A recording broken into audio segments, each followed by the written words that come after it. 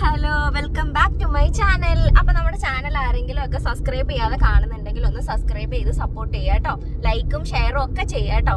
അപ്പൊ നമ്മൾ ഇന്ന് ഞായറാഴ്ചയാണ്, കാറിന്റെ അലൈൻമെന്റ് ചെയ്യാൻ വേണ്ടിയിട്ട് ഷോറൂമിലോട്ടൊന്ന് പോകണം. പുനലൂർ ഷോറൂമിലോട്ടാണ് നമ്മൾ പോകുന്നത് രാവിലെ. അപ്പൊ അതൊന്ന് പോയി ചെയ്തെല്ലാം കഴിഞ്ഞിട്ട് നമുക്ക് അല്ലറ ചില്ലറ ഞായറാഴ്ച പരിപാടികളൊക്കെ ഇന്നുണ്ട്.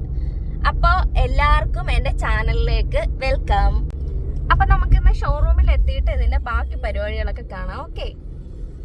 അപ്പോൾ ഇതാണ് ഗൈസ് നമ്മൾ വന്ന ഷോറൂം. പക്ഷേ എനിക്ക് അബദ്ധം പറ്റി, ഇവിടെ ഒരുപാട് താമസം ഉണ്ടായിരുന്നു കേട്ടോ.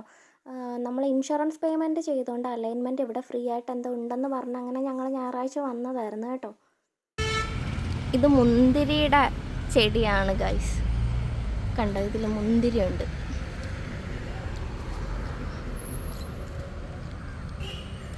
തിന്നാൻ പറ്റും ഗൈസ്, നല്ല പുളിയാണ്.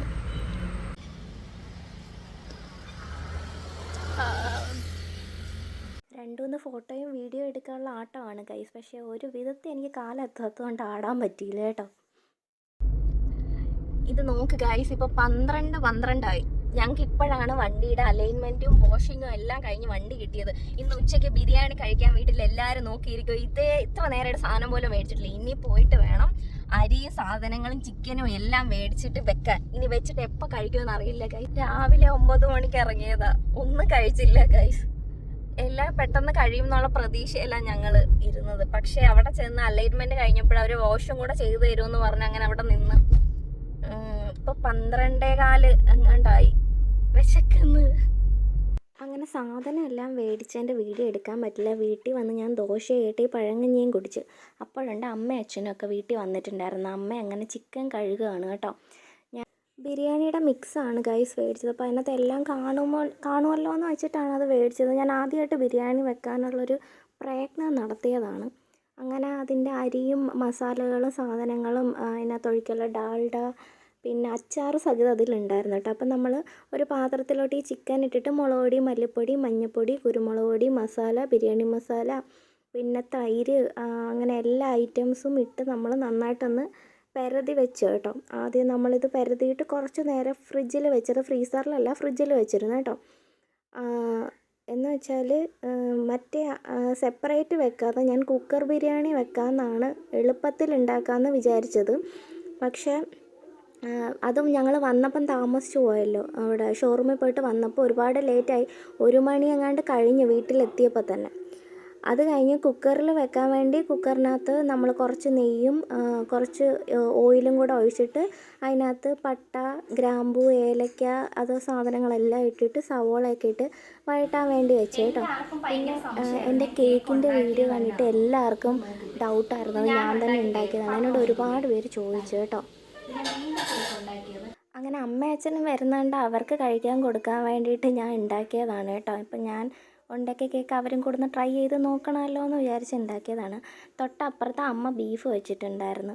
ബീഫ് അടിപൊളിയായിരുന്നു കേട്ടോ, നല്ല ബീഫായിരുന്നു. അമ്മയാണ് ബീഫ് വെച്ചതെന്ന് ഇപ്പോൾ പറഞ്ഞുകൊണ്ടിരിക്കുക.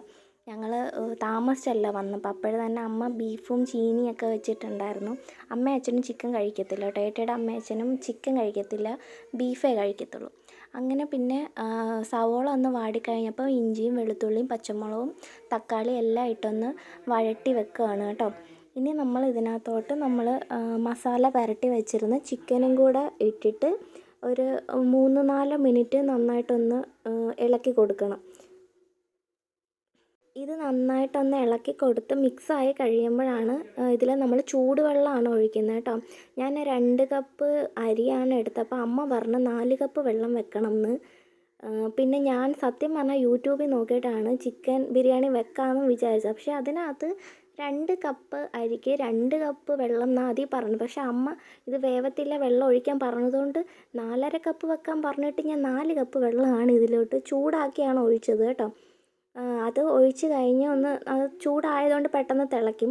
അതിനകത്തോട്ട് മല്ലിയിലയും പുതിനയിലയും കൂടെ ഞാൻ അരിഞ്ഞത് ഇട്ട് കൊടുത്തിട്ട് കുറച്ച് നാരങ്ങ നീരും കൂടെ ഒഴിച്ച് കൊടുക്കുന്നുണ്ട് കേട്ടോ.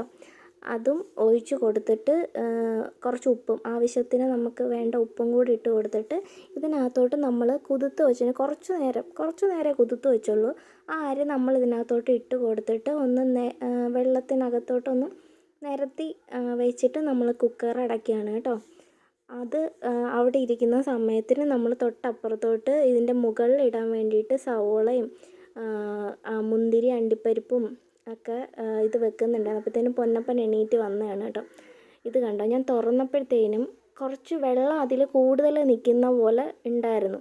അതുമല്ല, അരി നല്ല ഒട്ടലായിരുന്നു.